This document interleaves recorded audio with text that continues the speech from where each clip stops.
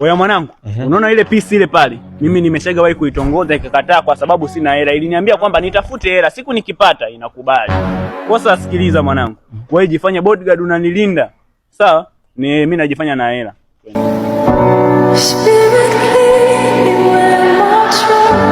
Dada mambo?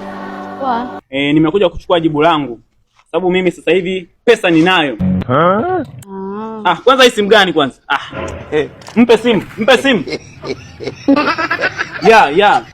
Utakuwa unatumia hiyo simu kuanzia leo, sawa? Sawa. Sasa ela vocha nini? Mpe buku. Buku. Akicheka ni buku. Yaani umetabasamu buku. Zinatosha. Bado. Buku. Kwa hapo utaweka vocha utanicheki. Namba yangu nimesave humo, sawa? Sawa. Kwa heli. Haina noma. Wewe mwanangu, pisi imeshaeleweka sasa. Kwa sasa hivi ni mwendo tu Sawa, pisi imeeleweka. Nipe vitu vyangu sasa. Vitu gani tena? Si tulivyompa yule dada. Wewe ndio inabidi unilipe mimi. Si vitu vyangu vile. Mwanangu, kumbe nimenani vitu vyako hamna bana. Wewe ndio kwa tu ile demu muachie bana.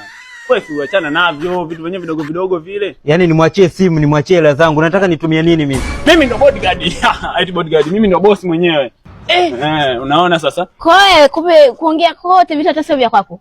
Vitu gani? Basi mimi namchukua huyo hapa maana huyo ndio mwenye vitu vyake. Kwa hiyo nyewe mnajikuta masnitch vitu vyangu hivi. Vitu vyake hivi.